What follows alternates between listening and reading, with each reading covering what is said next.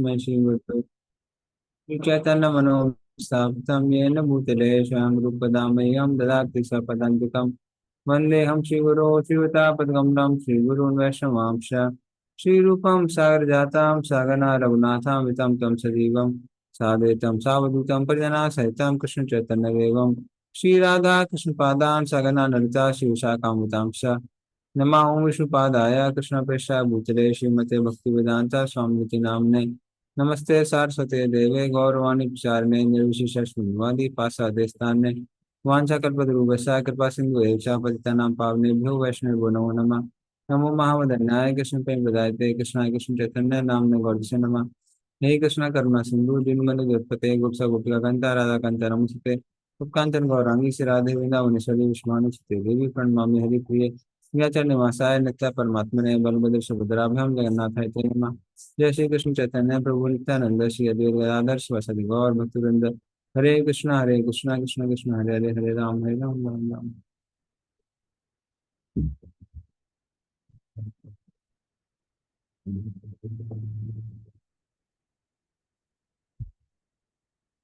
हरे कृष्ण। तो कौन से श्लोक में थे हम?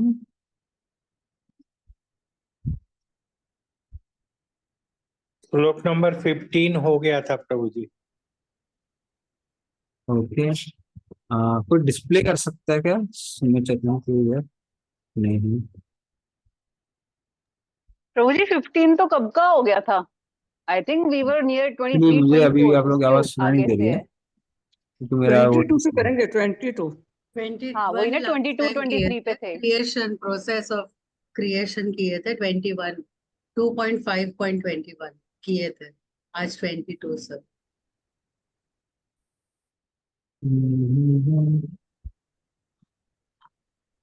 2 मिनट रुकिए, मैं वो डिस्प्ले करता हूँ।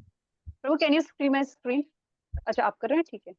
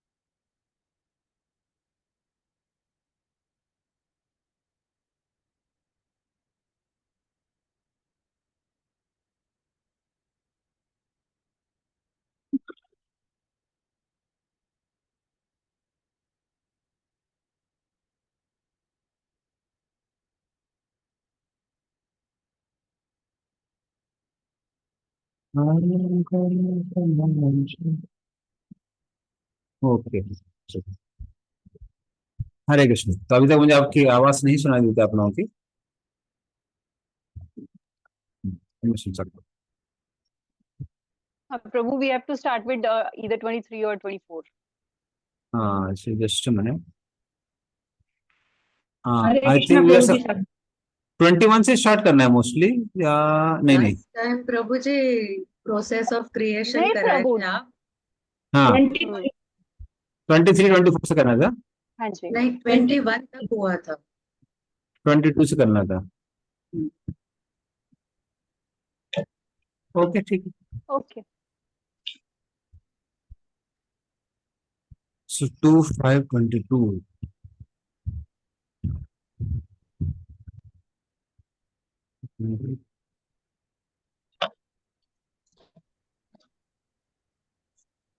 प्रभु 22 से प्रभु you're sharing 21 हुआ screen? था उस दिन, एक ही श्लोक हुआ था उस दिन। 21 ही हुआ था, 22 से करना था, ठीक है चलिए। 22 से स्टार्ट हो। ओके। कालात् गुण व्यतिकरः परिणामः स्वभावतः कर्मणो जन्म महतः पुरुषाधिष्ठाद अभूत। पढ़िए इसका अर्थ और तात्पर्य। हरे कृष्णा। प्रथम पुरुष अवतार कारणोन्वशायी विष्णु के बाद महत तत्व अथवा भौतिक सृष्टि के तत्व अर्थात भौतिक सृष्टि के सिद्धांत घटित होते हैं, तब काल प्रकट होता है और काल क्रम से तीनों गुण प्रकट होते हैं। प्रकृति का अर्थ है तीन गुणात्मक अभिव्यक्तियां जो कार्यों में रूपांतरित होती हैं।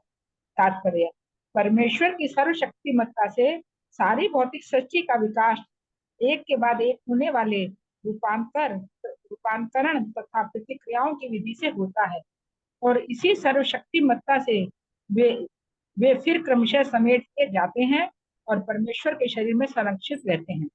काल प्रकृति का पर्यायवाची है और भौतिक सृष्टि के सिद्धांतों का रूपांतरित स्वरूप है। इस तरह काल को सृष्टि का प्रथम कारण माना जा सकता है और प्रकृति के रूपांतरणों में से ही भौतिक जगत के विभिन्न कार्यकलाप दृष्टिगोचर होते हैं।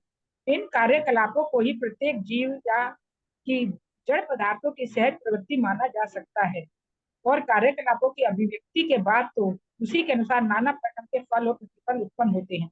मूलतः ये सब परमेश्वर के कारण है। इसीलिए वेदांत सूत्र तथा भागवत का प्रारंभ परम सत्य को समस्त सृष्टियों के मूल के रूप में स्वीकार करके होता है। जन्मादस्य यतो। हरे कृष्ण। धन्यवाद। तो श्लोक को हम लोग थोड़ा ध्यान से देखेंगे। कालाद गुण व्यतिकरः, काल के कारण, समय के कारण क्या होता है, जो गुण है, तीन गुण हैं, वो विचलित हो जाते हैं। और परिणाम, और उसके परिणाम स्वरूप क्या होता है, स्वभावतः, उसका जो स्वभाव है, किसका स्वभाव, प्रधान का स्वभाव है, वो बदल जाता है। हाँ, तो वो कैसे बदल जाता है, क्योंकि उसमें कर्मणो जन्म महता, उसमें कर्म उत्पन्न होता है। कर्म किसका कर्म है, ये सारा का सारा जीवों का कर्म है। पर ये कैसे होता है, पुरुषाधिष्ठाद अभूत। तो जो पुरुष हैं, जो आवाज आ रही, हाँ, जो पुरुष है मतलब कारणोदक्षा विष्णु, उनके संरक्षण में या फिर उनकी दिशा में ये सारी की सारी चीजें होती है। तो इस तरह से तीनों गुण कैसे हो जाते हैं, विचलित हो जाते हैं। और फिर क्या लिखा है, कर्मणो जन्म महता, किसका जन्म होता है, महता मतलब महतत्व, महतत्व का जन्म होता है। तो ये ऑलरेडी हम लोग पढ़ चुके हैं कि कैसे प्रधान का प्रधान जब भी काल कर्म और स्वभाव से विचलित होता है तो उससे महतत्व की उत्पत्ति होती है। महतस्तु विकुर्वाणात्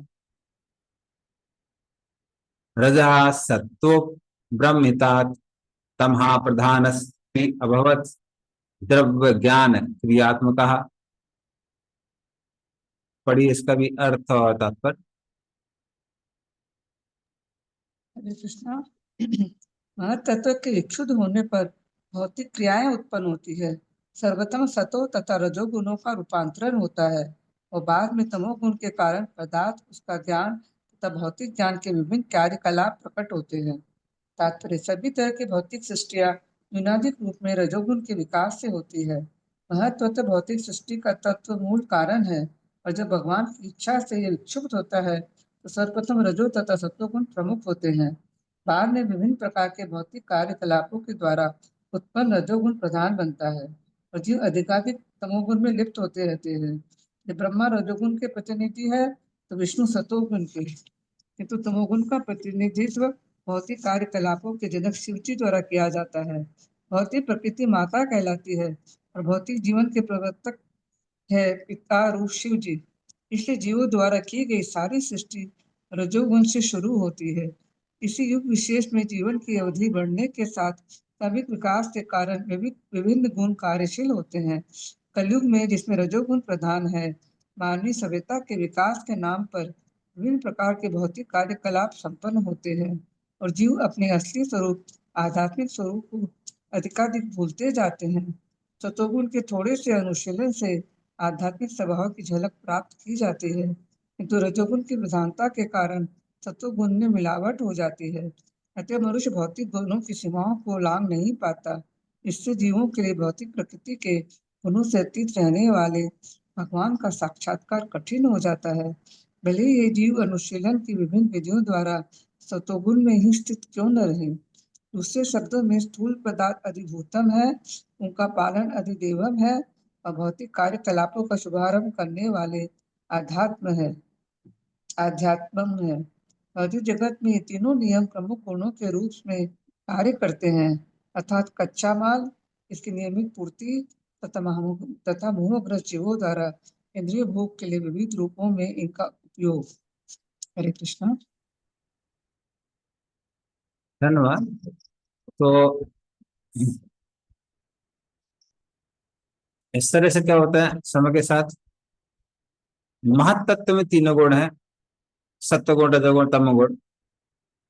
और जैसे हमने पहले डिस्कस किया था, उस चार्ट में डिस्कस किया था कि कहीं कहीं रजोगुण ज्यादा है, कहीं कहीं सत्वगुण ज्यादा है, कहीं कहीं तमोगुण ज्यादा है। तो जहां तमोगुण ज्यादा है उसको क्या लिखा हुआ है, तमहा प्रधानस्त्वी अभवत्। तो जहां तमोगुण प्रधान होता है उसके अंदर उसको हम अहंकार कहते हैं। कहीं कहीं सत्वगुण होता है, कहीं कहीं रजोगुण होता है। तो हमने पहले ही बताया था, सत्वगुण जहां अधिक होता है उसको हम लोग बुद्धि तत्व कहते हैं, जहां रजोगुण होता है उसको सूत्र तत्व कहते हैं, और जहां तमोगुण अधिक होता है उसको अहंकार कहते हैं। और इन सब से, ये सब किसके कारण होती है, तीन तरह की शक्तियां, ज्ञान शक्ति, क्रिया शक्ति, द्रव्य शक्ति। ज्ञान शक्ति होती है सत्वगुण में, द्रव्य शक्ति होती है रजोगुण में, और क्रिया शक्ति होती है, सॉरी, क्रिया शक्ति होती है रजोगुण में, और द्रव्य शक्ति होती है तमोगुण में। फिर ज्ञान शक्ति से क्या निकलता है, आदिदेव। क्रिया शक्ति से आध्यात्म, और द्रव्य शक्ति से आदिभूत। तो ये भी हम लोग ऑलरेडी डिस्कस कर चुके हैं, हमने चार्ट डिस्कस किया था कैसे इन सबसे ये सारी चीजें उत्पत्ति होती है, इन सब चीजों।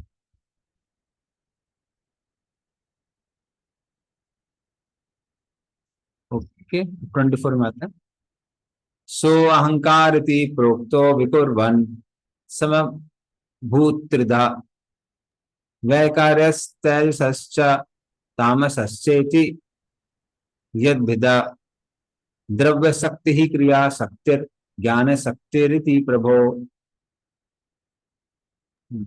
पढ़िए इसका अर्थ और तात्पर्य। हरे कृष्ण।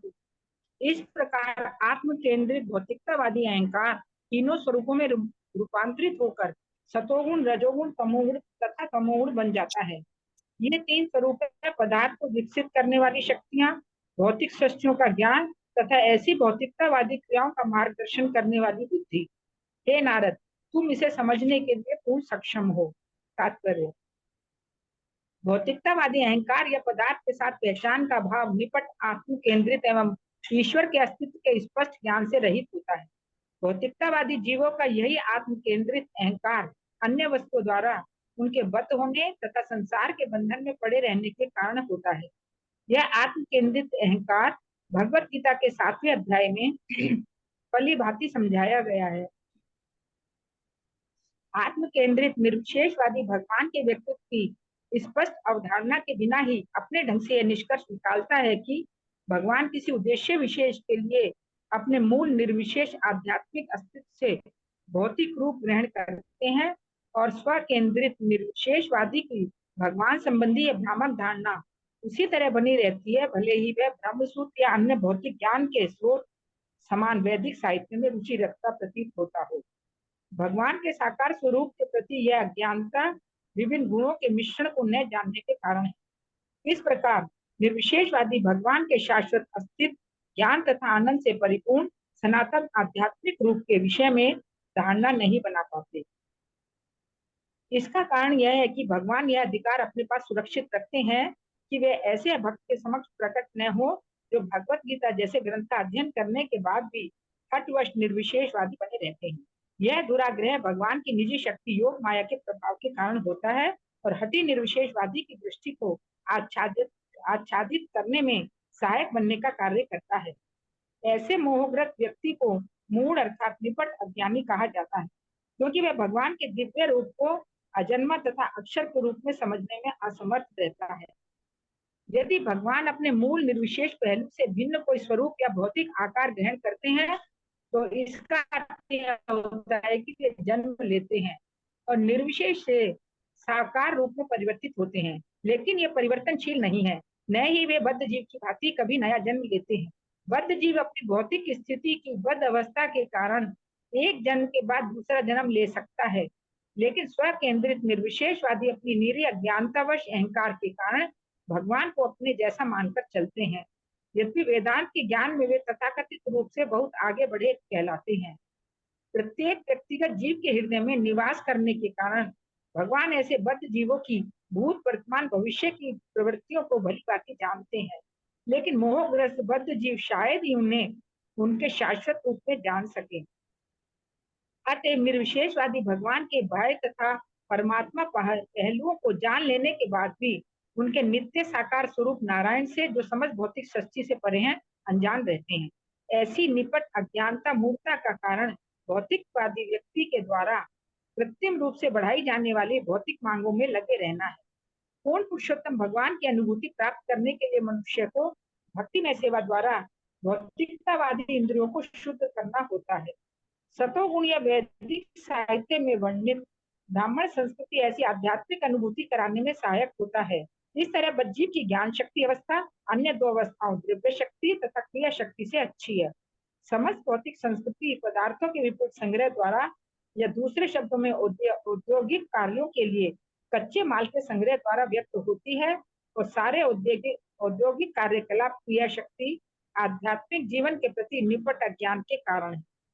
द्रव्य शक्ति तथा क्रिया शक्ति के सिद्धांतों पर आधारित भौतिकतावादी सभ्यता की इस महान विडंबना को ठीक करने के लिए भगवत गीता में व्यक्त कर्म योग के सिद्धांतों के अनुसार भक्ति योग को ग्रहण करना होगा। यथा यत् करोषि यत् नाशी यत् जोषि ददासी यत् तपस्यंसि कौन्तेय तत्पुरुष मत अर्पण। हे कुंती पुत्र, तुम जो भी करो, जो भी खाओ, जो भी अर्पित करो, दान दो, जो भी तपस्या करो, वे सब मुझे भेंट के रूप में की जाए। हरे कृष्ण। धन्यवाद। तो इस तरह से इस श्लोक में हम देखते हैं कि कैसे बताया हुआ है कि वैकारिका अर्थात सत्वगुण, तो सत्वगुण जिसको वैकारिका बोला गया है, मैं डिस्प्ले कर देता हूँ श्लोक पर से 24। तो वैकारिकस तेजसस्या तमसस, तो वैकारिक कौन सा हो गया? ये सत्वगुणी डिवीजन हो गया किसका? महतत्व का। फिर तेजसस रजोगुणी है जो डिवीजन, और तमसस अर्थात तमोगुणी डिवीजन, इसको हम लोग अहंकार कहते हैं। और जैसे कि हम लोग पहले भी डिस्कस कर चुके हैं, जहां सत्वगुण ज्यादा होता है वहां पर ज्ञान शक्ति का प्रभाव ज्यादा होता है। जहां रजोगुण होता है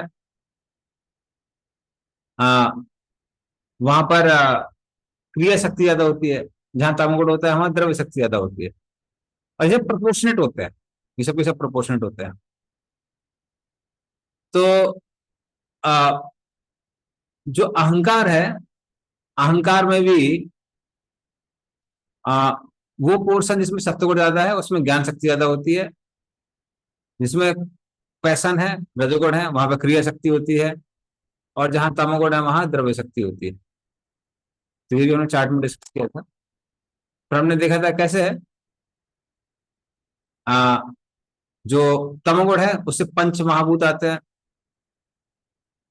तो रजोगुण है, रजोगुण से आता है इंद्रियां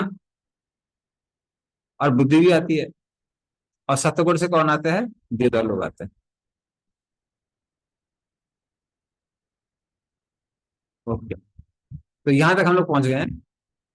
अब कैसे तमोगुणी अहंकार से पंच महाभूत आते हैं उसका विवरण आता है 25वें श्लोक।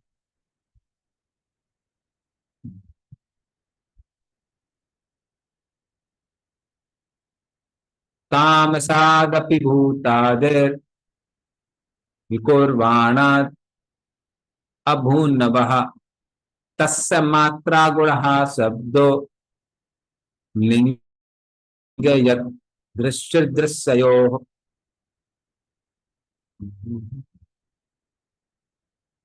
चलिए पढ़िए इसका भी अर्थ और तात्पर्य।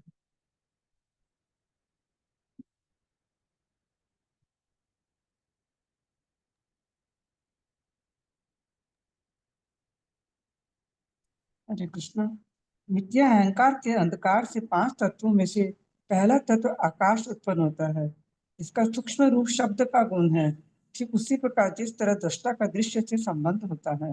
तात्पर्य, 5 तत्व जिनके नाम आकाश, वायु, अग्नि, जल तथा पृथ्वी है, ये सभी मिथ्या अहंकार के अंधकार के ही विभिन्न गुण हैं। इसका अर्थ यह हुआ कि महत्व तत्व के रूप में मिथ्या अहंकार भगवान की तटस्थता शक्ति से उत्पन्न होता है और भौतिक सृष्टि पर प्रभुता जताने की इस मिथ्या अहंकार के कारण ही जीव के मिथ्या भोग के लिए सारे अवयव उत्पन्न होते हैं। जीव भोक्ता के रूप में भौतिक तत्व के ऊपर प्रधान आधिपत्य जताने वाला बना रहता है। यद्यपि पृष्ठभूमि में परमेश्वर रहते हैं। वास्तव में भगवान के अतिरिक्त अन्य कोई भोक्ता नहीं कहा जा सकता, लेकिन जीव झूठे ही भोक्ता बनना चाहता है। मिथ्या अहंकार का यही मूल है। जब मोहग्रस्त जीव इसकी इच्छा करता है, भगवान की इच्छा से छाया तत्व उत्पन्न होते हैं।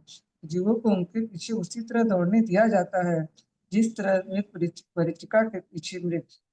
यह कहा गया है कि पहले ध्वनि तन्मात्रा उत्पन्न होती है और उसके बाद आकाश तत्व निर्मित होता है। और इस श्लोक में पुष्टि की गई है कि वास्तव में ऐसा ही होता है, लेकिन ध्वनि आकाश का सूक्ष्म रूप है और इनमें जो अंतर है दृष्टा तथा दृश्य के अंतर जैसा है। ध्वनि वास्तविक वस्तु का प्रतिरूप है। जिस तरह किसी वस्तु के बारे में बोला हुआ शब्द या ध्वनि उस वस्तु के वर्णन का बोध कराता है, अतः ध्वनि वस्तु का सूक्ष्म गुण है। इसी प्रकार भगवान के लक्षणों का वर्णन करने वाला ध्वनि भगवान का पूर्ण रूप है। जैसा कि भगवान कृष्ण के पिता वसुदेव तथा भगवान राम के पिता महाराज दशरथ ने दिखा था। भगवान का ध्वनि रूप साक्षात भगवान से अभिन्न है, क्योंकि भगवान तथा उनकी ध्वनि रूप परम ज्ञान है। भगवान चैतन्य महाप्रभु ने हमें उपदेश दिया है कि भगवान का पवित्र नाम जो भगवान का ध्वनि निरूपण है, उसमें भगवान की सारी शक्तियां निहित है। इसलिए भगवान के पवित्र नाम के ध्वनि निरूपण के शुद्ध उच्चारण से मनुष्य तुरंत भगवान के सानिध्य का आनंद उठा सकता है और शुद्ध भक्त तो तुरंत ही भगवान का स्वरूप प्रकट हो जाता है। अतः शुद्ध भक्त भगवान से एक क्षण के लिए भी विलग नहीं होता। अतः जो भक्त निरंतर भगवान के संपर्क में रहने की कामना करता है, उसे शास्त्रों द्वारा अनुमोदित भगवान के पवित्र नाम हरे कृष्ण कृष्ण कृष्ण हरे हरे, हरे राम राम राम हरे हरे का कीर्तन करना चाहिए। जो इस प्रकार भगवान का सानिध्य प्राप्त कर लेता है, वह निश्चय रूप से मिथ्या अहंकार से उत्पन्न जगत के अंधकार से उबर जाता है। तमसो मां ज्योतिर्गमय। कृष्ण। धन्यवाद। तो इस तरह से 25वें श्लोक में अहंकार का वो हिस्सा जो तमोगुण से ज्यादा व्याप्त है उसके बारे में बताया गया है। हाँ, तो हालांकि ये बड़ा आश्चर्यजनक चीज है कि जो शब्द है वो किससे आ रहा है, तमोगुण से आ रहा है, ये सत्य है। तो इसका जो मात्रा है शब्द, और फिर उससे क्या निकलता है, उससे निकलता है आकाश तत्व। तो शब्द से आकाश तत्व निकलता है और इस शब्द के माध्यम से हम लोग वर्तमान भविष्य इन सबको देख सकते हैं। जैसे हम लोग सुन के हम लोग क्या समझ जाते हैं, जो आध्यात्मिक साउंड से हम लोग समझ जाते हैं कि स्पिरिचुअल वर्ल्ड में क्या क्या हो रहा है, वो भी हम लोग शब्द के माध्यम से समझते हैं। और भौतिक चीजों के बारे में भी हम शब्द के माध्यम से समझते हैं, क्योंकि जैसा कि हमने लास्ट टाइम डिस्कस किया था कि 4 तरह के शब्द होते हैं,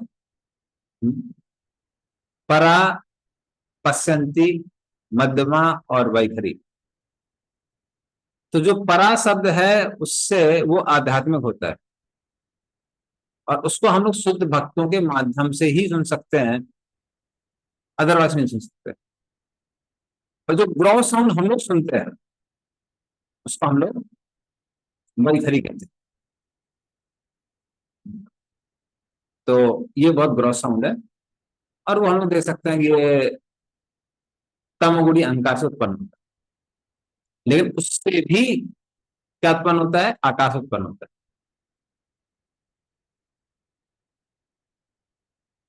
रूपा जिसके बारे में बात कर रहे हैं कि श्याम मंत्र, ये ट्रांसेंडल साउंड है, परा, आध्यात्मिक शब्द।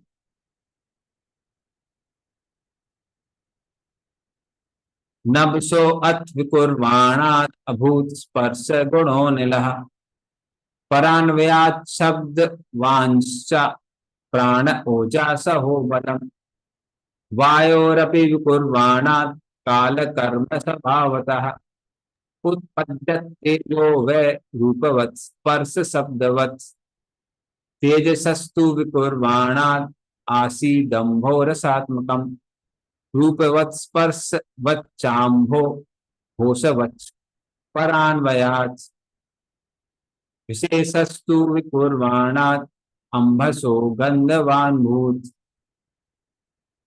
परान्वयात् रसस्पर्श शब्द रूप गुणान्वितः। पढ़िए, इसका भी अर्थ और तात्पर्य इसमें पूरा किससे क्या निकलता है डिटेल में दिया हुआ है।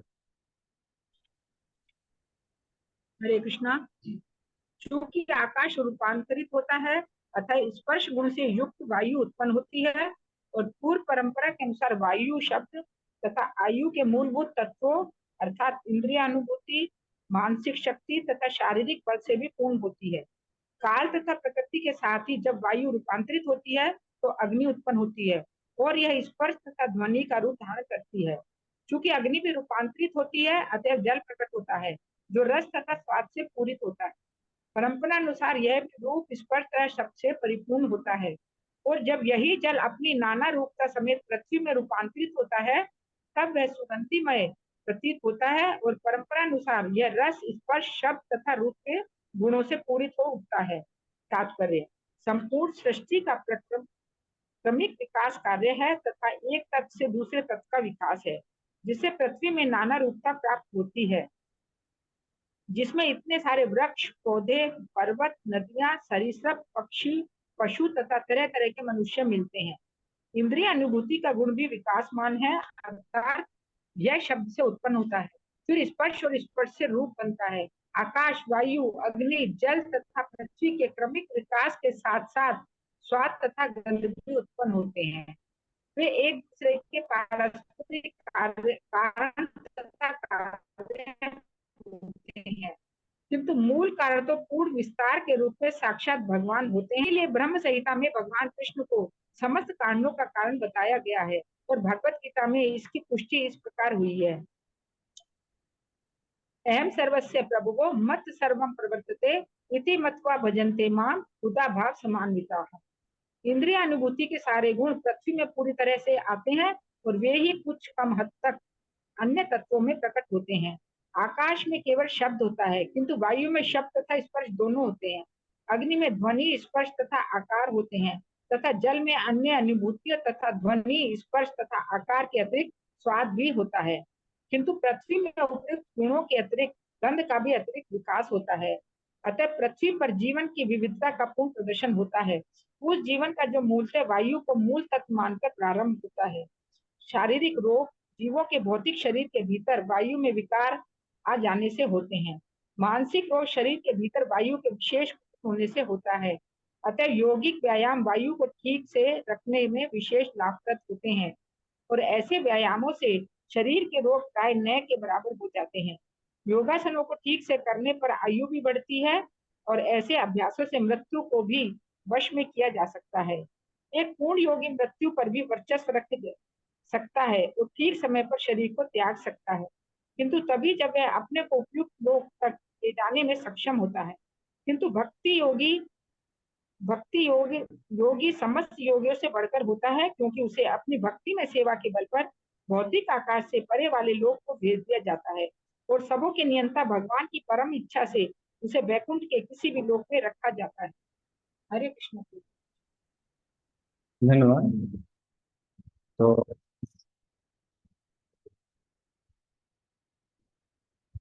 नवसो अथ विकुर्वाणा अभूत स्पर्श गुणो अनिलः। तो नवसो अथ विकुर्वाणा, नव अर्थात आकाश, आकाश से क्या निकलता है? आकाश से वायु निकलती है और फिर वायु तो वायु में कौन कौन सी वायु है? वैसे 10 तरह की वायु होती है, प्राणापान व्यानुदान समान धनंजय कर्कक इत्यादि। उसमें जो प्राण वायु है उसका काम है बॉडी को सपोर्ट करना। फिर होता है ओजस। ओजस क्या करता है? वो इंद्रियों को शक्ति प्रदान करता है। जिसका ओज अच्छा है वो अच्छे से चीजों को देख सकता है, सुन सकता है। जैसे आपने कई लोगों को देखा, कई लोग इतना उनकी ऑब्जर्वेशन इतनी अच्छी होती है कि अंधकार में भेज दिए थोड़ा थोड़ा कुछ दिखाई देता है, उनको अंधकार में भी देख लेते हैं। तो उस लोग को हर टाइम पे लाइट जलानी पड़ती है क्योंकि आंखें बहुत स्ट्रांग नहीं है। सिर्फ सुनने की बात आती है, कुछ लोगों को दूर से कहीं कुछ ध्वनि चल रही है तो सुनाई पड़ जाता है, तो उस लोग कान पे चिल्लाना पड़ता है। तो अलग अलग शक्ति होती है, सुनने की, देखने की, सूंघने की, सूंघने की भी है। कुछ लोग एकदम सटली थोड़ी सी भी स्मेल आती है समझ में आती है। और कुछ लोगों का ऐसा होता है कि नाक के अंदर भी अगर फूल डाल दिए तो बोलेंगे प्रो जी खुशबू नहीं आ रही है, तो नहीं आती। फिर तो ये होगा किसका? इंद्रियों का। तो प्राण हुआ किसके लिए? शरीर के लिए। ओजस हुआ इंद्रियों के लिए। फिर सहस। सहस होता है आ, मन के लिए, शार्पनेस ऑफ माइंड। तो मन से कितना कंट्रोल है नहीं है, ये सब सहस में आता है। बलम। बलम मतलब होता है शरीर, शारीरिक बल। तो ये सब के सब किससे कनेक्टेड है? ये सब वायु से कनेक्टेड है। और जैसे प्रभुपाद जी बताते हैं तात्पर्य में कि जो योगी लोग हैं वायु के माध्यम से माइंड को कंट्रोल कर लेते हैं। ये शायद मैंने इस क्लास में पहले डिस्कस किया है कि अगर आप सांस रोक लेते हैं तो फिर क्या होता है? मन विचलित नहीं होता है। जब हम लोग सांस लेते हैं और छोड़ते हैं उस समय मन यहां वहां भटकता है। तो इसका हम लोग यूज जप में भी कर सकते हैं। अगर हम लंबी सांस लेके रोक लेते हैं, उसमें अगर हम बीच में महामंत्र करते हैं, फिर माइंड यहाँ विचलित नहीं होता है। ये आर्टिफिशियल वे है जब करने की, बट एटलीस्ट अगर बिल्कुल ही भटक रहा है उससे तो कम से कम अच्छी है। योगिक method of control of mind. फिर क्या लिखा था? वायुर अपि विकुर्माणात काल कर्म स्वभावतः। तो काल कर्म और स्वभाव के कारण, काल कौन है? महाकाल अर्थात शिव। कर्म और स्वभाव किसका? जीवों का है। तो उस कारण क्या होता है? जो वायु होती है, तो वायु से फिर क्या निकलती है? स्पर्श और अग्नि। स्पर्श निकलता है वायु से, फिर अग्नि निकलती है। तो ये दोनों दोनों निकलते हैं। पर इनके अंदर पुराने गुण हैं, जो हमने पहले भी डिस्कस किया था कि जो बाद में प्रकट होते हैं उनके अंदर पहले वालों के गुण हैं।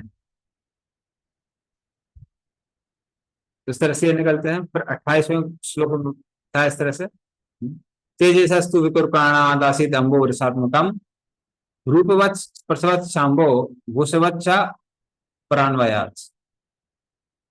फिर अग्नि से निकलता है स्वाद, जिसको रस कहते हैं, और जल निकलता है, पानी निकलता है। और उस पानी के अंदर लेकिन हम देखते हैं कि पानी के अंदर जैसे अग्नि के अंदर रूप होते हैं, जब अग्नि जलती है तो अलग फॉर्म्स बनते हैं, तो कई बार यूटिलाइज भी करते हैं। जब हाँ, जब मैं पढ़ता था अभी शायद बंद हो गया सुना है, हम लोग टाइप IIT खड़गपुर में दिवाली के दिन इल्यूमिनेशन कॉम्पिटिशन हुआ करते थे। तो बड़ी बड़ी चटाई बनाते थे और कम से कम साल में उस दिन पूरा IIT खड़गपुर कृष्णा कॉन्शियस हुआ करता था। क्योंकि जनरली पिक्चर बनानी है तो सबसे ज्यादा जो लीलाएं फेमस है वो कृष्ण की है। तो लोग कृष्ण की अलग अलग लीलाएं बड़ी बड़ी चटाइयां बना देते हैं दीवार के साइज, और उसमें कुछ कोई 10 अवतार बना रहा है, कोई कुछ बना रहा है, और उसमें दिए बनाते थे, दिए लगाते थे, दिए फिक्स करते थे, उससे चटाइयां बनाते थे बैम्बू की, फिर उसमें फिक्स करते थे दिए, और दिए में जब वो जला देते आग, तो उस अग्नि के कारण क्या अलग अलग पिक्चर्स बनती थी, बहुत सुंदर था मतलब। तो वो रूप, रूप किससे आता है? रूप आता है अग्नि से। और फिर लेकिन हम देखते हैं कि जल के अंदर भी रूप होता है, इतना स्ट्रांग नहीं होता है, लेकिन जल जिस भी बर्तन में जाते हैं उसका आकार ले लेता है, उसके अंदर भी क्या है? रूप है। लेकिन वायु के अंदर कोई रूप नहीं है, ध्वनि के अंदर कोई रूप नहीं है। इसका मतलब जो बाद के एलिमेंट्स उसमें प्रीवियस एलिमेंट से क्या है? गुण है। तो इसका proof है। तो 29 था, विशेषस्तु विकुर्वाणात् अमृसो गंधवान अभूत परान्वयात् रस स्पर्श शब्द रूप गुणान्वित। और फिर जल में से क्या निकलता है? गंध और पृथ्वी निकलती है। तो सिर्फ पृथ्वी के अंदर रूप रस गंध शब्द स्पर्श सारे के सारे गुण हैं, सब कुछ इसके अंदर मिलता है पृथ्वी के अंदर। तो इसमें सारे के सारे गुण। यस, पलाश प्रू है question. Okay. Like, there is the rust is forming from fire. Rust. So that rust is the material rust, or it can be metal रस होंगे। only material rust. हाँ हाँ, वो वाला रस नहीं है, ये रस क्या है? चखने वाला जो रस होता है ना, चखने वाला रस. उसकी बात कर रही है, टेस्ट बेसिकली। Taste.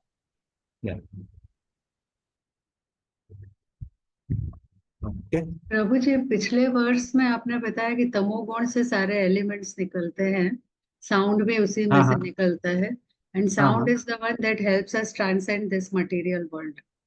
सी, हाँ, यस। और प्रभु जी, और एक बात मुझे याद आई कि जैसे वो बुल के जो 4 लेग्स थे उनमें से एक लेग अभी कलयुग में बचा है, and that leg is of truthfulness.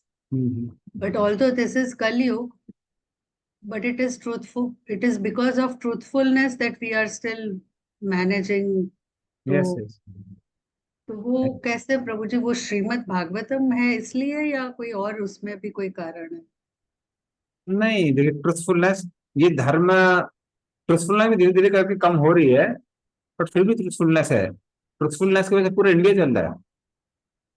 आपके जो नोट होते हैं, ट्रुथफुलनेस से पूरा इंडिया चल रहा है। आपके जो नोट होते हैं उसकी क्या वैल्यू है? वो पेपर है, और उसमें क्या है? गवर्नर ने, आरबीआई के गवर्नर ने साइन किया हुआ है कि क्योंकि 100 रुपए का नोट है इसलिए हम उसको यूज कर रहे हैं। That is truthfulness. अगर अगर मान लीजिए वो ही नहीं रहेगा, तब तो फिर गए हमारे सारे नोट वोट। और वो छोड़ दीजिए, आजकल जो हम लोग पैसा बैंक में यहाँ वहां जमा करते हैं और एक्सेस करते हैं, वो तो सब मेंटल लेवल पे है। तो इन्होंने, चाणक्य पंडित ने बोला था कि एक समय ऐसा फॉर्म आएगा पैसे का जिसको आप अभी डिस्क्राइब नहीं कर सकते। तो कैटेगरी माइंड कि हाँ मेरे बैंक में इतना पैसा जमा है, वहां इतना जमा है, और उन्होंने कुछ आपको पासबुक दे रखे हैं, कुछ नंबर दे रखे हैं, इसके हम उनको विश्वास करते हैं कि हमारा पैसा उनके पास सुरक्षित है। So that it was truthfulness.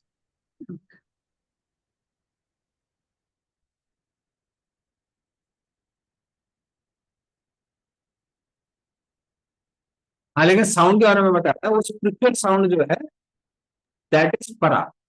जो साउंड जो आता है वो बेहतर ही है, वो मिडिल साउंड। एक्चुअली मैंने कहीं, पता नहीं क्यों मेरे माइंड में ऐसा इंप्रेशन था कि वो ट्रूथफुलनेस इसलिए है क्योंकि we still have Shrimad Bhagavatam with us. पता नहीं कैसे, कहाँ से मैंने ये You see, impression. all good qualities are there because of Bhagavatam. Bhagavatam is transcendental. But truthfulness prevail कर रही है, क्योंकि धर्म की जो लेग्स में धीरे धीरे करके कम हो रहे हैं, अभी फिर भी कुछ तो बचा हुआ है। ओके। वैकारिकान वनो यज्ञे देवा वैकारिका दश दिग्वातार्क पचेतो अश्वी वह नींद्रोपेंद्र मित्र का। पर इसका ट्रांसलेशन और पurport तात्पर्य।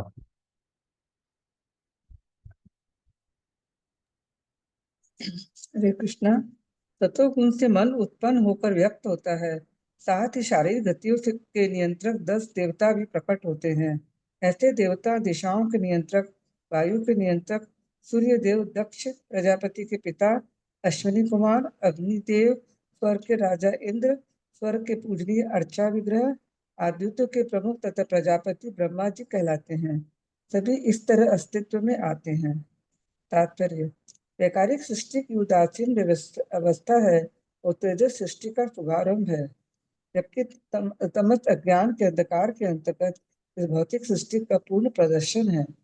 फैक्ट्रियों तथा कार्यशालाओं में जीवन की आवश्यकताओं का निर्माण ही कलयुग में या इस यंत्र युग में सर्वाधिक प्रमुख है। यही निर्माण अज्ञान की सर्वोच्च अवस्था है। मानव समाज द्वारा ऐसे निर्माणकारी उद्योग तमोगुण से संपन्न होते हैं, क्योंकि वास्तव में निर्मित सामग्रियों की कोई आवश्यकता नहीं होती। मानव समाज को मूलतः अपने भरण पोषण के लिए भोजन की आवश्यकता होती है, सोने के लिए आश्रय, रक्षा के लिए संरक्षण तथा इंद्रिय तृप्ति के लिए वस्तुओं की चाहत होती है। इंद्रिया जीवन के व्यवहारिक चिन्ह है, जैसा कि अगले श्लोक में बताया जाएगा। मानवीय सभ्यता इंद्रियों की शुद्धि के लिए है और इंद्रिय तृप्ति के विषयों की पूर्ति केवल आवश्यकता के अनुसार होनी चाहिए, न कि कृत्रिम इंद्रिय आवश्यकताओं को भड़काने के लिए। भोजन, आश्रय, सुरक्षा तथा इंद्रिय तृप्ति ये सभी भौतिक जीवन की आवश्यकता है। अन्यथा अपने शुद्ध मूल जीवन की संदूषण रहित अवस्था में जीव को इनकी आवश्यकताएं नहीं होती, अतएव आवश्यकता कृत्रिम होती है और जीवन के विशुद्ध अवस्था में ऐसी आवश्यकताएं नहीं उठती। इसी तरह कृत्रिम आवश्यकताएं बढ़ाना, जैसा कि भौतिक सभ्यता का मानक बन गया है, या मानव समाज का आर्थिक विकास करना एक प्रकार से ज्ञान के बिना अंधकार में हाथ चलाना है। ऐसी व्यस्तता से मनुष्य शक्ति नष्ट होती है, क्योंकि मानवीय शक्ति इंद्रियों को शुद्ध करने के लिए है, जिससे उन्हें भगवान की इंद्रियों को तुष्ट करने में लगाया जा सके। परमेश्वर समस्त इंद्रियों के स्वामी अर्थात ऋषिकेश है, क्योंकि वे आध्यात्मिक इंद्रियों के स्वामी है। ऋषि का अर्थ है इंद्रिया तथा ईश का अर्थ है स्वामी। भगवान इंद्रियों के दास नहीं है। दूसरे शब्दों में वे इंद्रियों के निर्देश पर नहीं चलते। हाँ, बद्ध जीव या व्यक्तिगत जीव इंद्रियों के दास होते हैं, इंद्रियों के इशारों पर चलते हैं। इसलिए यह भौतिक सभ्यता एक प्रकार से इंद्रिय तृप्ति की व्यवस्था मात्र है। मानव सभ्यता का मापदंड इंद्रिय तृप्ति रूपी रोग का उपचार होना चाहिए, और यदि कोई भगवान की आध्यात्मिक इंद्रियों को तुष्ट करने का निमित्त मात्र बन जाए तो ऐसा कर सकता है। इंद्रियों को कभी उनके व्यापारों से रोकना नहीं चाहिए, अपितु उन्हें इंद्रियों के सामने ऋषिकेश की इंद्रिय तृप्ति की शुद्ध सेवा में लगाकर उन्हें पवित्र बनाना चाहिए। संपूर्ण भगवत गीता का यही उपदेश है। अर्जुन पहले अपने सगे संबंधियों के साथ युद्ध न करने का निर्णय करके अपनी इंद्रियों की तुष्टि करना चाह रहा था, लेकिन भगवान श्री कृष्ण ने उसे भगवत गीता की शिक्षा दी, इससे वह इंद्रिय तृप्ति संबंधी अपने निर्णयों को पवित्र कर सके। अतएव अर्जुन से भगवान के इंद्रियों को तुष्ट करना स्वीकार किया। भगवान की इच्छानुसार उसने कुरुक्षेत्र के युद्ध में भाग लिया। वेद हमें अंधकार की स्थिति से बाहर निकालकर प्रकाश के मार्ग पर अग्रसर होने का आदेश देते हैं। तमसी मां ज्योतिर्गमय। अतः प्रकाश का मार्ग भगवान की इंद्रियों की तुष्टि के लिए है, किंतु जो दिग्भ्रमित है या अल्पज्ञ है या अर्जुन तथा अन्य भगवत भक्तों द्वारा दिखाए गए मार्ग का पालन करते हुए भगवान की इंद्रियों को तुष्ट करने को कोई प्रयास किए बिना ये आत्म साक्षात्कार के पथ का अनुसरण करते हैं। इसके विपरीत वो इंद्रियों की क्रियाओं को रोकने का कृत्रिम प्रयास करते हैं। योग पद्धति या वे भगवान की दिव्य इंद्रियों की अवहेलना करते हैं। ज्ञान योग, लेकिन भक्तगण योगियों तथा ज्ञानियों के ऊपर होते हैं, क्योंकि शुद्ध भक्त भगवान की इंद्रियों का इनकार नहीं करते, तो भगवान की इंद्रियों को संतुष्ट करना चाहते हैं। ज्ञानी तथा योगी मात्र अपने अज्ञान रूपी अंधकार के कारण भगवान की इंद्रियों को नकारते हैं और कृत्य वृत्ति से अपने रुग्ण इंद्रियों के कार्यकलापों पर नियंत्रण प्राप्त करना चाहते हैं। इंद्रियों के रुग्ण होने पर उनमें भौतिक आवश्यकताओं के प्रति व्यस्तता बढ़ जाती है।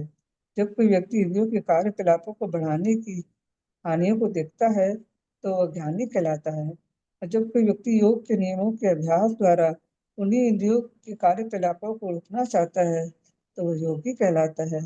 तो जब व्यक्ति भगवान की दिव्य इंद्रियों से पूर्ण रूप से अवगत हो जाता है और उनकी इंद्रियों को तुष्ट करना जाता है तो वह भगवत भक्त कहलाता है।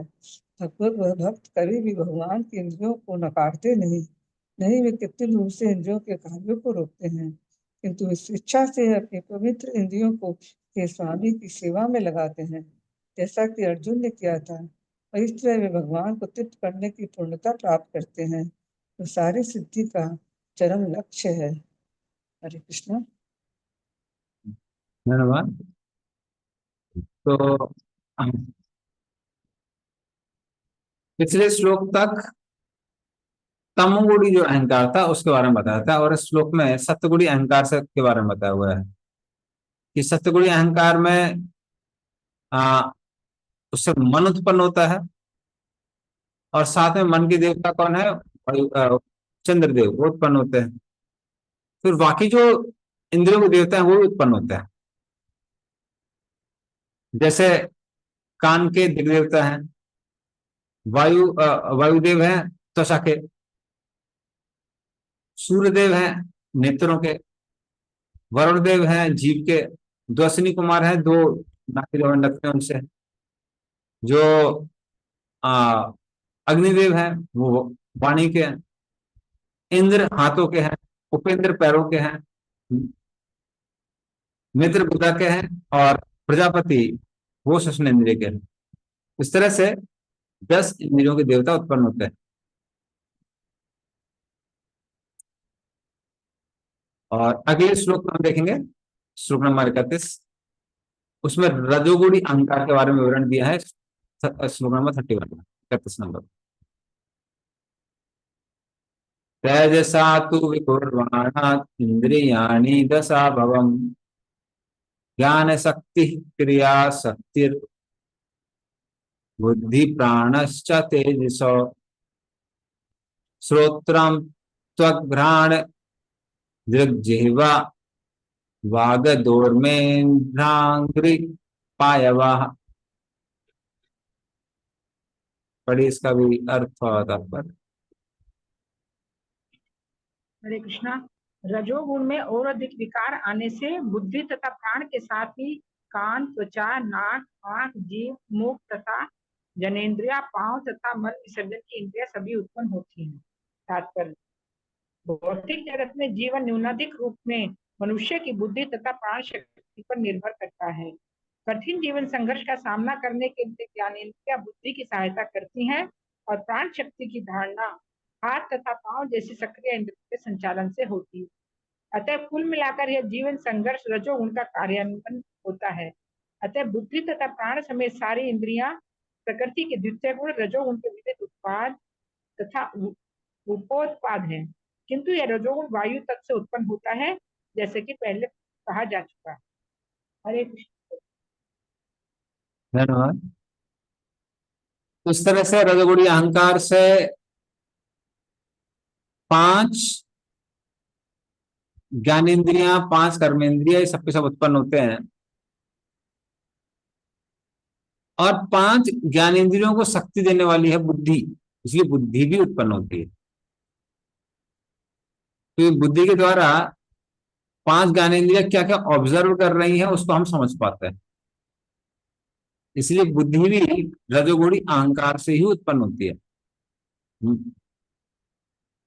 इनकी जो शक्ति है वो किससे आती है, वो प्राण से आती है,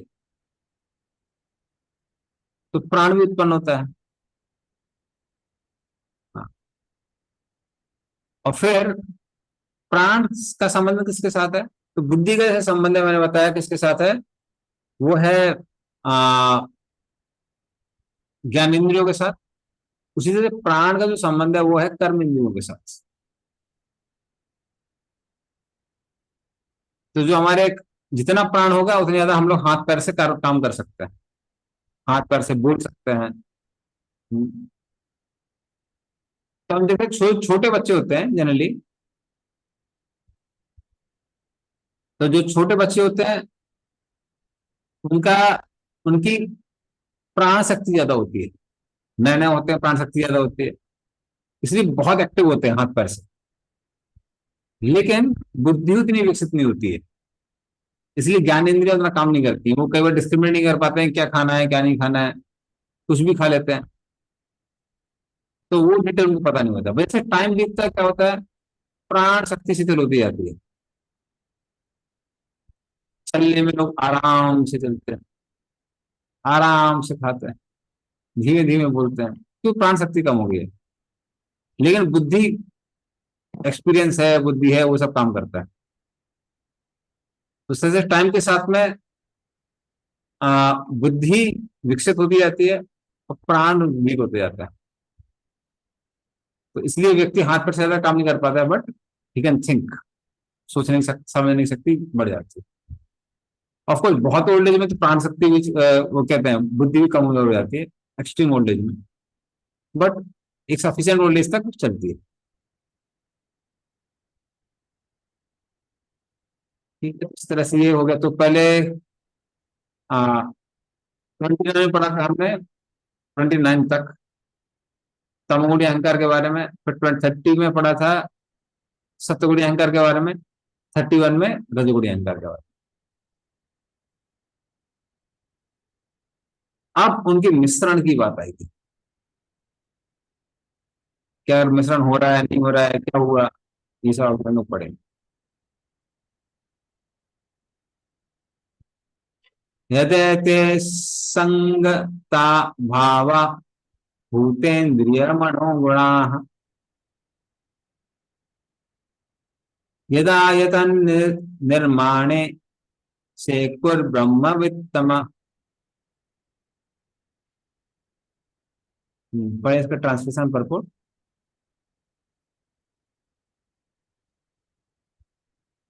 हरे कृष्णा। हे अध्यात्मादियों में श्रेष्ठ नारद, जब तक इस अंग यथा तत्व इंद्रिय मन तथा प्रकृति के गुण जो जड़ जुड़ नहीं जाते, तब तक शरीर रूप धारण नहीं कर सकता। जीवों की विविध प्रकार के शरीर संरचनाएं उनकी विभिन्न प्रकार की मोटर कारों जैसी है। इन्हें विभिन्न पुर्जों को जोड़ करके निर्मित किया जाता है। जब मोटर कार तैयार हो जाती है तो चालक उसमें बैठता है और अपनी इच्छा अनुसार उसे चलाता है। इसकी पुष्टि भगवत गीता 18.61 में हुई है। जीव मानव शरीर रूपी यंत्र पर आरूढ़ है और शरीर रूपी मोटर कार भौतिक प्रकृति के वश में रहकर चलती फिरती है। ठीक उसी तरह जिस तरह रेलगाड़ियां नियंत्रक के मार्ग निर्देशन में रहकर चलती है, लेकिन ये जीव शरीर नहीं है, ये तो शरीर रूपी यान से पृथक होते हैं। लेकिन कम बुद्धि वाले भौतिक विज्ञानी शरीर के अंगों के जोड़े जाने की विधि को नहीं जान पाता, जो इंद्रिय मन तथा गुण के रूप में होते हैं। प्रत्येक जीव आध्यात्मिक स्फुलिंग है, परम पुरुष का अंश है, और जिस तरह पिता पुत्र के प्रति दयालु होता है, उसी तरह भगवत कृपा से प्रत्येक जीव को स्वल्प स्वतंत्रता दी गई है, जो प्रकृति के गुणों पर प्रभुता जताने के लिए स्वेच्छा से कर्म करे। जिस प्रकार पिता रोते हुए बालों को चुप करने के लिए खिलौने थमा देता है, उसी तरह भगवान की इच्छा से भूभृत जीवों को भगवान के प्रतिनिधि के नियंत्रण में अपनी अपनी इच्छित वस्तुओं पर प्रभुता जताने की छूट देने के लिए सारी भौतिक सृष्टि बनाई गई है। सारे जीव उन छोटे छोटे बालकों की भांति भौतिक क्रीड़ा क्षेत्र में खेल रहे हैं, जिनकी निगरानी भगवान की दासी प्रकृति कर रही है। वे इस दासी या माया को सर्वे सर्वा मानकर परम सत्य को स्त्रीलिंग दुर्गा देवी आदि मान बैठते हैं।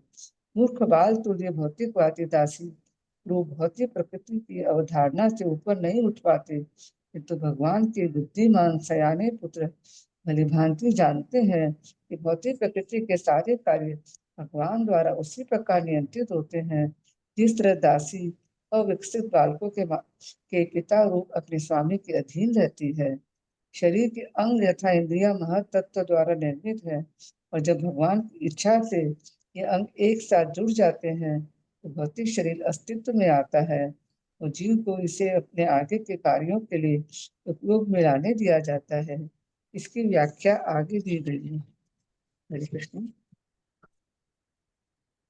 धन्यवाद। तो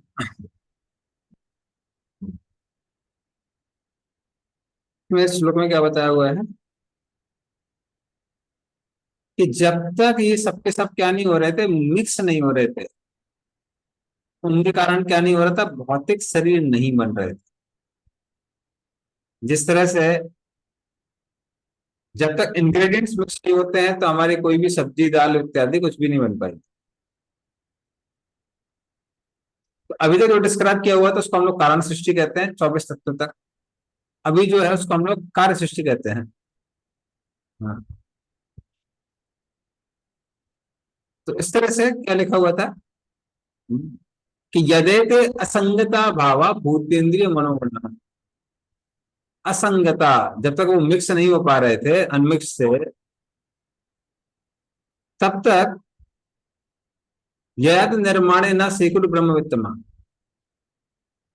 यदा यत्न, तो उससे निर्माण नहीं हो पा रहा था। किसका निर्माण नहीं हो पा रहा था? तो कितना भी यत्न करने पे निर्माण नहीं हो पा रहा था शरीरों का, भौतिक शरीर। जिस तरह से अगर मान लीजिए आ, आटे में अगर मान लीजिए पानी नहीं मिलता है तो रोटी नहीं बन सकती है। उसी तरह से जब तक ये इंग्रेडिएंट्स आपस में मिक्स नहीं होते हैं तब तक इस शरीरों का निर्माण नहीं हो सकता। तो अभी शरीरों का कैसे निर्माण होता है ये हम लोग नेक्स्ट पर देखेंगे। तदा संहत्य चान्योन्यम पुरच्छक्षितोदिताः सत् असत्वम उपादाय चोभ्यम ससर्जुर्हि अधः। पढ़िए इसका अर्थ होता पर। हरे कृष्णा।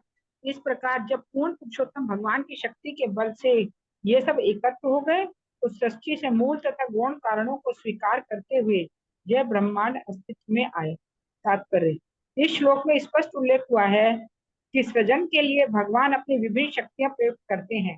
ऐसा नहीं है कि वे स्वयं भौतिक जगत में रूपांतरित हो जाते हैं। वे अपनी विभिन्न शक्तियों द्वारा तथा अपने पूर्ण अंशों द्वारा अपना विस्तार करते हैं। कभी कभी ब्रह्म ज्योति के आध्यात्मिक आकाश के एक कोने में आध्यात्मिक बादल प्रकट होता है और इस तरह आच्छादित भाग महत तत्व कहलाता है। तब भगवान अपने महाविष्णु अंश द्वारा इस महत तत्व के जल में शयन करते हैं और इस जल को कारण अर्थात कारण जल कहा जाता है। जब महाविष्णु इस कारण जल में सोते रहते हैं तब उनके श्वास के साथ असंख्य ब्रह्मांड जन्म लेते रहते हैं। ये ब्रह्मांड तैरते रहते हैं और समस्त कारण जल में चारों ओर बिखर जाते हैं।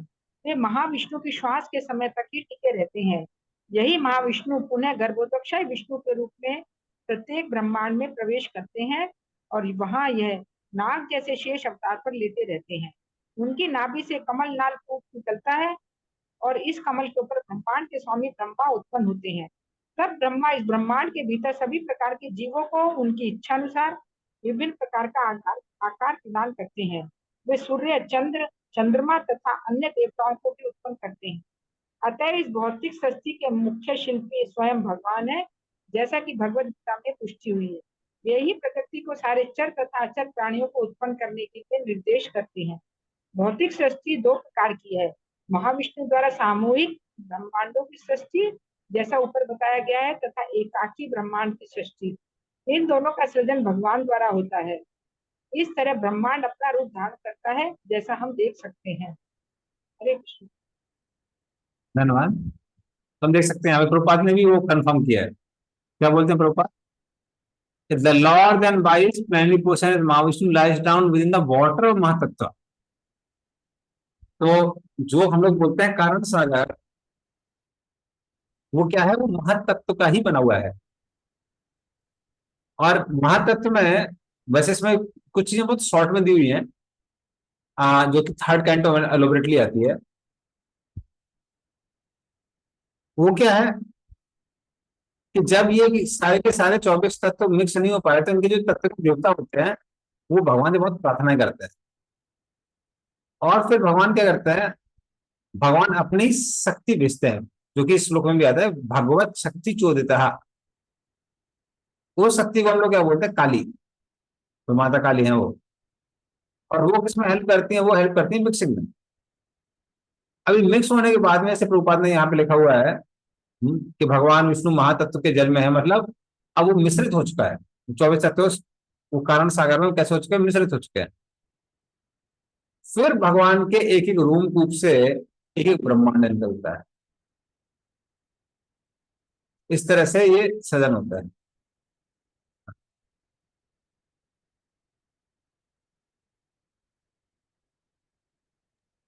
प्रभु जी प्रे कौन करता है?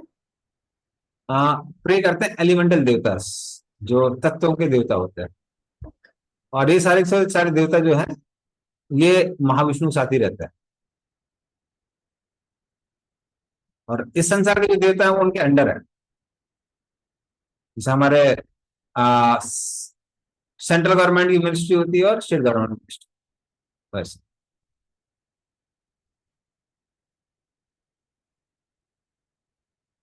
ठीक है, तो 33 की हो गया हमारा।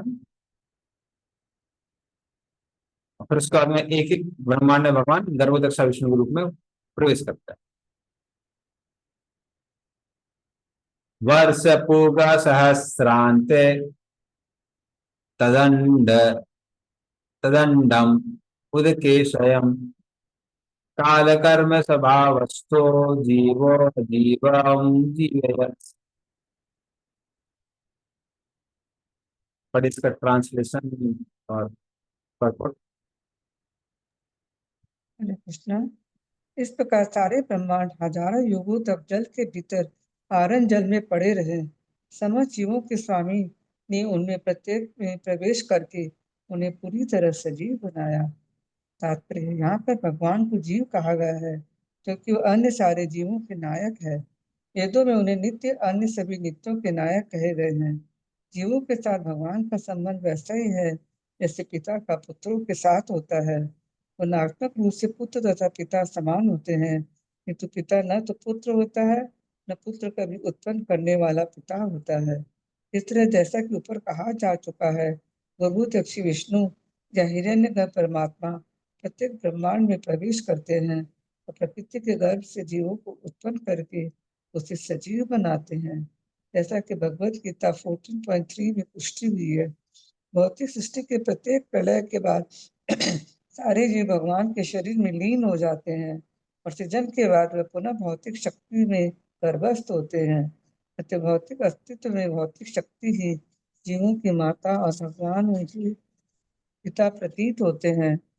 तथापि जब जीवन प्रदान किया जाता है तो सारे जीव काल तथा शक्ति के वशीभूत होकर अपने स्वाभाविक कार्य पूर्ण करने लगते हैं और इस तरह नानाविध प्रकार के जीव प्रकट होते हैं। अतः भगवान इस जगत को सजीव बनाने में कारण स्वरूप है। हरे कृष्णा। धन्यवाद। तो इस तरह से हजार वर्षों तक जो जीव है, हाँ, जीवो अजीवम अजीवियत। ओके, ये तो उसके लिए लिखा, ब्रह्मांड के लिए लिखा हुआ है।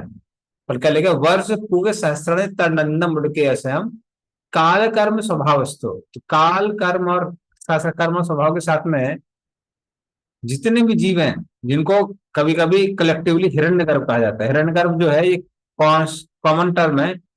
कभी गर्भोदक्षा विष्णु के लिए यूज होती है, कभी आ, वो जीवों के लिए यूज होती है कंबाइंड, कभी ब्रह्मा के लिए यूज होती है। तो ये सेम टर्म अलग अलग भागवत में अलग प्रसंग में हम देखेंगे, अलग अलग पर्सनैलिटीज के लिए होती है। तो इनको भी हिरण्यगर्भ कहा जाता है क्योंकि इनसे भी गोल्डन एफलजेंस निकल रहा है। हिरण्य से तो गोल्ड। तो अजीवियत, इनको वापस जीवन प्राप्त होता है। कब प्राप्त होता है? हजार वर्षों बाद, जब भगवान उसके अंदर प्रवेश करते हैं। किस रूप में प्रवेश करते हैं? गर्भोदक्षा विष्णु के रूप में प्रवेश करते हैं। तो जब भगवान गर्भोदक्षा विष्णु के रूप में प्रवेश करते हैं, तो इसके अंदर क्या होता है? जीवन आ जाता है।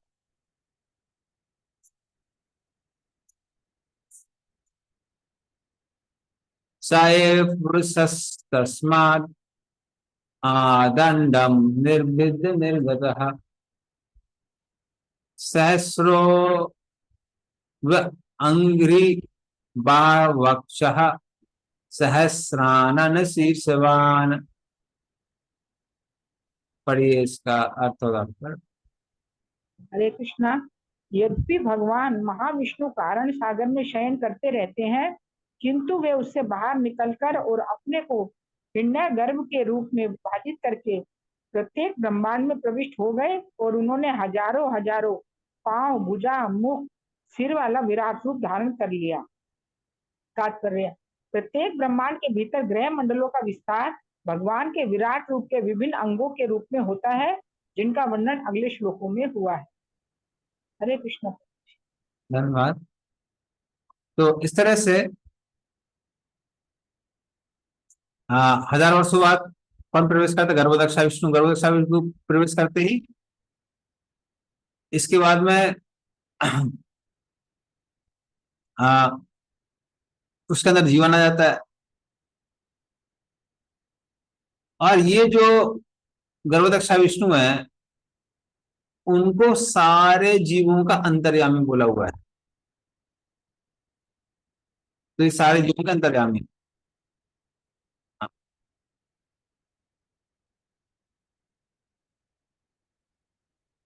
तो इस तरह से ये जो भगवान है, ये तीनों गुणों के पूरे परे हैं और इनको अंतर्यामी बोला हुआ है। और इनके हजारों सर, हाथ, पैर क्यों बोले हुए हैं? क्योंकि परमात्मा सर्वव्यापी हैं और सब जगह उनके हाथ हैं, पैर हैं, सर इत्यादि। इस तरह से हम लोग बोल सकते हैं। या फिर अगर आप कुछ जैसे प्रभुपाद ने हम देखेंगे, उनको डिफाइन किया हुआ उसके रूप में, विराट रूप के रूप में। तो विराट रूप के भी हजारों हाथ हैं, पैर हैं, सर हैं इत्यादि उनके भी। तो इस तरह दोनों तरह से उनको डिफाइन किया है। चक्रवर्ती पाद ने डिफाइन किया है कि कैसे वो परमात्मा रूप में है, पर वही वो सर्वव्यापी इसलिए है। और प्रभुपाद ने हमको डिपिक्ट किया है किसके रूप में? हिरण्यगर्भ के रूप, सॉरी विराट रूप के रूप में। पुण्यमूर्ति वहां पे। हरे कृष्ण प्रभु जी। प्रभु जी, अगर हमको क्वेश्चन आए कि who is the lord of the universe, तो we will say Garbhodaksha Vishnu.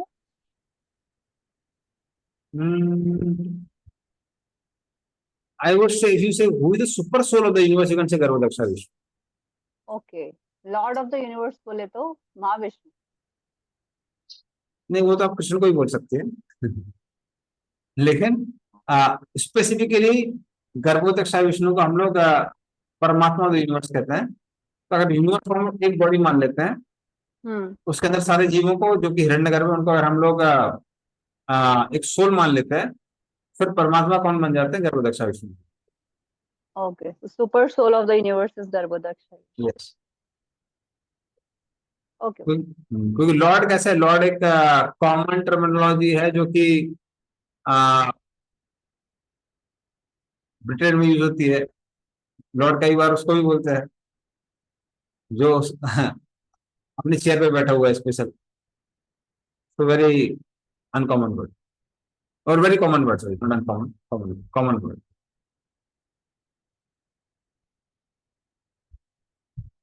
ठीक है। तो बट परमात्मा में हम लोग बोलते हैं इट रिप्रेजेंट फंक्शनैलिटी, वो फंक्शन।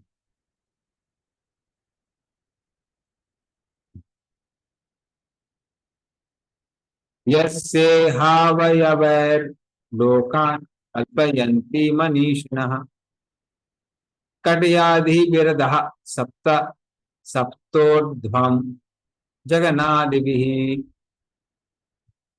इसका भी अर्थ होता है। हरे कृष्ण। बड़े बड़े दार्शनिक कल्पना करते हैं कि ब्रह्मांड में सारे लोग भगवान के विराट शरीर के विभिन्न ऊपरी तथा निचले अंगों के प्रदर्शन है। तात्पर्य: कल्पयंती शब्द महत्वपूर्ण है। इसका अर्थ है कल्पना करते हैं। भगवान का विराट रूप उन दार्शनिकों की कल्पना है जो भगवान श्री कृष्ण के दो भुजाओं वाले शाश्वत रूप को समझ नहीं पाते।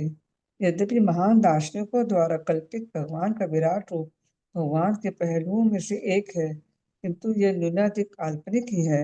ऐसा कहा जाता है कि 7 ऊर्ध्वलोक इस विराट रूप की कोटि के ऊपर स्थित है और 7 अधोलोक उनकी कोटि के नीचे स्थित है।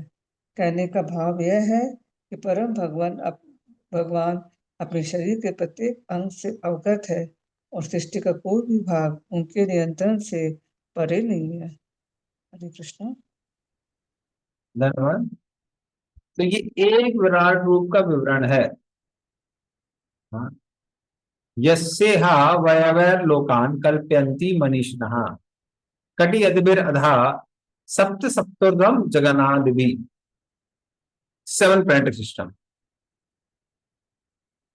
तो ये जो लोकमय पुरुष लिखा हुआ है, तो लोकमय पुरुष कौन है? ये लोकमय पुरुष बोला जा रहा है विराट रूप। पर ये विराट रूप कौन से विराट रूप है? ये वो विराट रूप हैं जिनके अंदर 14 भुवन विद्यमान है। हाँ, आताल, अतल, तलातल, रसातल, महातल, पाताल से षड़, पाताल, अतल, रसातल, महातल इत्यादि। फिर तो ये 7 के 7 जो हैं नीचे वाले हैं, तो ये सब के सब कैसे है?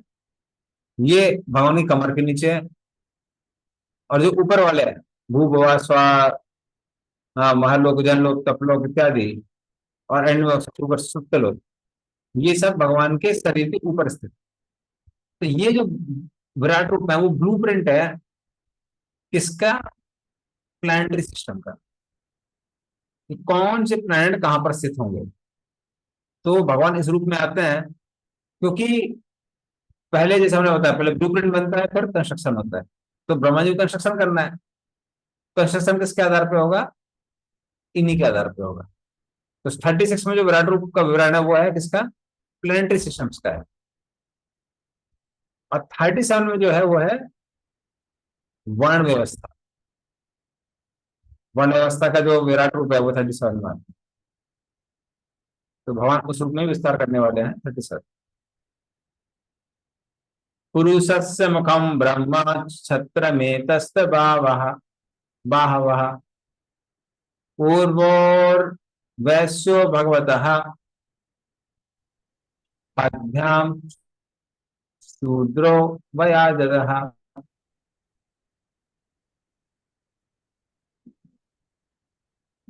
हरे कृष्णा। ब्राह्मण वर्ग भगवान के मुख का, क्षत्रिय उनकी भुजाओं का और वैश्य उनकी जांघों का प्रतिनिधित्व करते हैं, जबकि शूद्र वर्ग उनके पांवों से उत्पन्न हुआ है। तात्पर्य, सारे जीव परम भगवान के अंश बताए जाते हैं। इस श्लोक में बताया गया है कि ऐसे ऐसे किस तरह है। मानव समाज के 4 विभाग हैं: बुद्धिमान वर्ग ब्राह्मण, प्रशासक वर्ग क्षत्रिय, व्यापारी वर्ग वैश्य तथा श्रमिक वर्ग शूद्र। ये सब भगवान के शरीर के अंग हैं। इस तरह कोई भी वर्ग भगवान से भिन्न नहीं है। मुंह तथा पांव स्वाभाविक दृष्टि से शरीर से अभिन्न है, किंतु शरीर में गुण की दृष्टि से मुंह या सिर पांवों से अधिक महत्वपूर्ण है। लेकिन साथ ही साथ मुंह, पांव, भुजाएं तथा जांघें शरीर के अवयव हैं। भगवान के शरीर के ये अंग परम पूर्ण सेवा के निमित्त हैं। मुंह बोलने तथा खाने के लिए है, भुजाएं शरीर की रक्षा के लिए है, पांव शरीर को इधर उधर ले जाने के लिए होते हैं तथा कमर शरीर का पालन करने के लिए होती है। अतः समाज के बुद्धिमान वर्ग को विराट रूप का मुख होने के नाते बोलना चाहिए और शरीर की शुद्ध तृप्ति के लिए भोजन भी करना चाहिए। भगवान की शुद्ध यज्ञ के फल को ग्रहण करना है। बुद्धिमान वर्ग या ब्राह्मणों को ऐसे यज्ञ संपन्न करने में अत्यंत कुशल होना चाहिए और अधीन वर्ग को चाहिए कि ऐसे यज्ञों में हाथ बटाएं। परमेश्वर के विषय में बोलने का अर्थ है भगवान के ज्ञान का यथारूप प्रचार करके भगवान का महिमा गान करना, भगवान की वास्तविक प्रकृति एवं उनके संपूर्ण शरीर के सभी अंगों की वास्तविक स्थिति का प्रचार करना। इसीलिए ब्राह्मणों को ज्ञान के चरम स्रोत वेदों को जानना चाहिए। वेद का अर्थ है ज्ञान तथा अंत का अर्थ है उसका छोर। भगवत गीता के अनुसार भगवान समस्त वस्तुओं के स्रोत हैं, अहम सर्वस्व प्रभु है। और इस तरह ज्ञान का अंत वेदांत भगवान को जानने, भगवान के साथ अपने संबंध को जानने तथा केवल इस संबंध के अनुसार ही कार्य करने में है। जिस तरह शरीर के अंग शरीर से संबंधित होते हैं, उसी प्रकार जीव को भगवान के साथ अपना संबंध जानना चाहिए। मनुष्य जीवन विशेष रूप से इसी प्रयोजन के लिए अर्थात परम भगवान के साथ अपने संबंध को जानने के लिए मिला है। इस संबंध को जाने बिना मनुष्य जीवन व्यर्थ है। इसीलिए बुद्धिमान वर्ग के लोगों या ब्राह्मणों का विशेष उत्तरदायित्व है कि भगवान के साथ हमारे इस संबंध का प्रसार करें और सामान्य जनता को सही मार्ग पर लाए। प्रशासक वर्ग जीवों की रक्षा के निमित्त है, जिससे सारे जीव इस प्रयोजन में सफल रहे। व्यापारी वर्ग अन्न उत्पन्न करने तथा उसे सारे समाज में वितरित करने के लिए है, जिससे सारी जनता को अवसर मिले कि वे सुखपूर्वक रह सके और मनुष्य जीवन के कर्तव्यों को निभा सके। व्यापारिक वर्ग का यह भी दायित्व है कि वह गायों को सुरक्षा प्रदान करे जिससे पर्याप्त दूध तथा दुग्ध उत्पादन प्राप्त हो। इन्हीं से समुचित व्यवस्था तथा बुद्धि प्राप्त हो सकती है, जो परम सत्य के ज्ञान के निमित्त सभ्यता को स्थापित करने रखने में समर्थ है। श्रमिक वर्ग जो न तो बुद्धिमान होता है न शक्तिमान, वह अन्य उच्चतर वर्गों की सेवा करके सहायता पहुंचा सकता है और उनके सहयोग से लाभान्वित हो सकता है। अतएव यह ब्रह्मांड भगवान के परिप्रेक्ष्य में एक पूर्ण इकाई है। भगवान के साथ इस संबंध के अभाव में सारा मानव समाज अस्त व्यस्त रहता है तथा उसमें शांति तथा संपन्नता नहीं रहती। इसकी पुष्टि वेदों में हुई है। ब्राह्मणस्य मुखमासीत् बाहुराजन्य है। हरे कृष्ण। धन्यवाद। तो इस श्लोक में बताया है जैसे जो ब्राह्मण है वो विराट रूप का सर है, क्षत्रिय हैं उनके हाथ हैं, वैश्य उनकी जांघें हैं और शूद्र के हैं उनके पैर हैं। तो जो भी प्रैक्टिकल वर्क होता है वो पैरों की वजह से होता है, हम लोग दौड़ दौड़ के काम करते हैं। तो उसी तरह से समाज के अंदर जो बेसिक फंक्शनलिटी है, चीजों को यहां से करना, उधर से वो करना, हार्ड वर्क करना, फिजिकल लेबर करना, ये सब शूद्र करते हैं। जिस तरह से जांग का काम क्या है,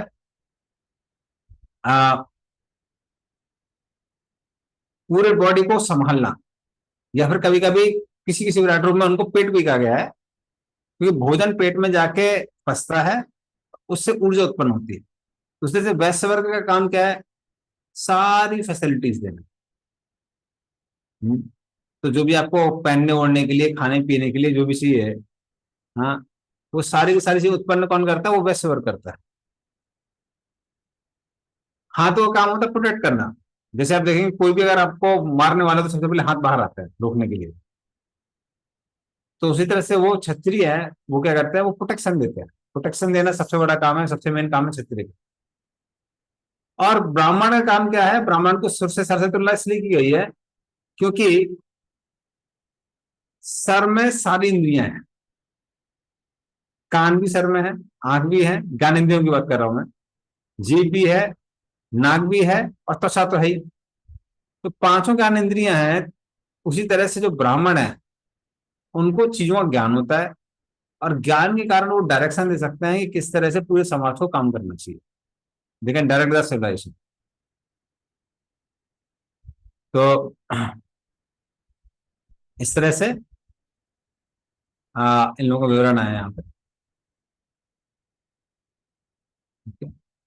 अभी 38 में फिर से विवरण किसका चला जाता है, फिर से जो प्लैनेट्स वाले विराट रूप है प्लैनेटरी सिस्टम्स के हिसाब से, उनका विवरण आया था 38।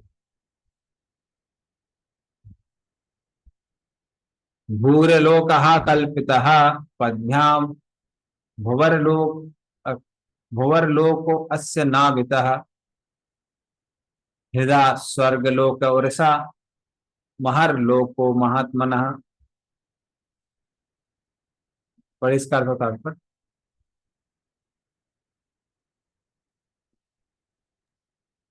हरे कृष्ण। पृथ्वी तल तक सारे अधोलोक उनके पांव में स्थित है। वह लोक इत्यादि मध्य लोक उनकी नाभि में स्थित है। और इनमें से भी उच्चतर लोक जो देवताओं तथा सुसंस्कृत ऋषि मुनियों द्वारा निवासित है, वे भगवान का वक्ष स्थल में स्थित है। तात्पर्य, इस ब्रह्मांड के अंतर्गत 14 लोक है। निम्न ग्रह मंडल भूलोक कहलाते हैं। बीच के भुवन लोक तथा सर्वोच्च ब्रह्म लोक तक के ब्रह्मांड के उच्चतर लोक स्वरलोक कहलाते हैं। ये सभी लोग भगवान के शरीर में स्थित है। दूसरे शब्दों में इस ब्रह्मांड के भीतर कोई ऐसा लोक नहीं है जिनका संबंध भगवान के साथ न हो। हरे कृष्ण।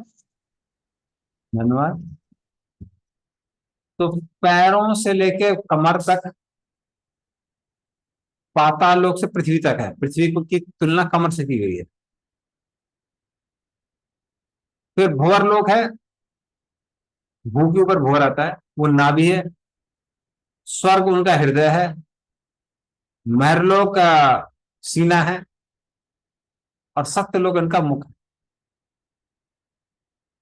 तो इस तरह से 14 भुवन स्थित हैं। फिर अभी और भी 39 कर लेते हैं। 39 में बाकी लोगों का भी है डिटेल। पर 40-41 कल करेंगे। ग्रीवायां लोकस्य तपोलोक स्तन्वयात् मूदभी सत्यलोकस्तु लोकस्तु ब्रह्मलोकः सनातनः। हरे कृष्णा। भगवान के विराट रूप के वक्ष स्थल से गर्दन तक के प्रदेश में जन लोक तथा तपोलोक स्थित है, जबकि सर्वोच्च लोक सत्यलोक इस विराट रूप के सिर पर स्थित है, किंतु आध्यात्मिक लोक शाश्वत है। तात्पर्य, इसी ग्रंथ में हम अनेक बार बता चुके हैं कि आध्यात्मिक लोक भौतिक आकाश से परे स्थित है और इस श्लोक से उस वर्णन की पुष्टि होती है। यहाँ पर सनातन शब्द महत्वपूर्ण है। भगवत गीता में नित्यता का यही भाव व्यक्त हुआ है, जहाँ यह कहा गया है कि भौतिक जगत के परे आध्यात्मिक आकाश है, जहाँ प्रत्येक वस्तु शाश्वत है। कभी कभी सत्यलोक जहाँ ब्रह्मा निवास करते हैं उसे ब्रह्मलोक कहा जाता है, किंतु यहाँ जिस ब्रह्मलोक का उल्लेख हुआ है वह वास्तविक सत्यलोक नहीं है। यह ब्रह्मलोक शाश्वत है, जबकि सत्यलोक शाश्वत नहीं होता। इन दोनों में अंतर बताने के लिए सनातन विशेषण का प्रयोग किया गया है। श्री जीव गोस्वामी के अनुसार ब्रह्मलोक ब्रह्म या परमेश्वर का लोक या आवास है। आध्यात्मिक आकाश में सारे लोग साक्षात भगवान जैसे हैं। भगवान पूर्ण रूप से आत्मा है और उनके नाम, यश, गुण, लीलाएं इत्यादि उनमें उनसे अभिन्न है, क्योंकि वे परम पूर्ण है। इस तरह भगवान के धाम के लोक भी उनसे अभिन्न है। उन लोकों में शरीर तथा आत्मा में कोई अंतर नहीं होता, न वहां इस भौतिक जगत में अनुभव किए जाने वाले काल का प्रभाव ही है। वहां पर काल का प्रभाव न होने के अतिरिक्त ब्रह्मलोक के सारे लोग आध्यात्मिक होने के कारण कभी विनिष्ट नहीं होते। आध्यात्मिक ग्रहों की सारी विविधता भगवान से तदाकार है। अतः इस वैदिक सुक्ति एकम एवाद्वितीयम की पूरी पूरी अनुभूति उस सनातन विविधतामय आकाश से हो जाती है। यह भौतिक जगत भगवान के आध्यात्मिक जगत की छाया रूप मृच्छिका मात्र है और छाया होने के कारण यह कभी शाश्वत नहीं होता। इस दैवपूर्ण आत्मा तथा पदार्थ भौतिक जगत की विविधता की तुलना आध्यात्मिक जगत से नहीं की जा सकती। कभी कभी अल्पज्ञानी व्यक्ति ज्ञान के अभाव में छाया रूपी संसार को आध्यात्मिक जगत से तुल्य मान बैठते हैं और इस तरह से वे इस संसार में भगवान तथा उनकी लीलाओं को और बद्ध जीव तथा उनके कार्यकलापों को एक समान मान लेते हैं। भगवान ने भगवत गीता में ऐसे कम बुद्धि वाले लोगों की भत्सना की है। अब जानन्ति मामूढ़ा मानुषिम तनुमाश्रितम परम भावम जानन्तो मम भूत महेश्वरम। जब भी भगवान अवतरित होते हैं तो वे अपनी पूर्ण अंतरंगा शक्ति आत्माया से ऐसा करते हैं, किंतु अल्पज्ञ लोग भौतिक दृष्टि से वे एक साथ एक समझ बैठते हैं। अतः इस श्लोक की टीका करते हुए श्री श्रीधर स्वामी ठीक ही कहते हैं कि यहाँ पर उल्लिखित ब्रह्मलोक वैकुंठ है, जो भगवत धाम है और सनातन है। अतः इस पूर्व वर्णित भौतिक सृष्टियों जैसा नहीं है। भगवान का विराट रूप भौतिक जगत की कल्पना है। इसका आध्यात्मिक जगत या भगवान के धाम से कोई सरोकार नहीं। हरे कृष्ण। धन्यवाद। तो जनलोक को भगवान का गला बोला गया है, तपलोक को हृदय बोला गया है, हाँ, या फिर उसको इवन लिप्स बोल सकते हैं, ओंठ भी बोल सकते हैं।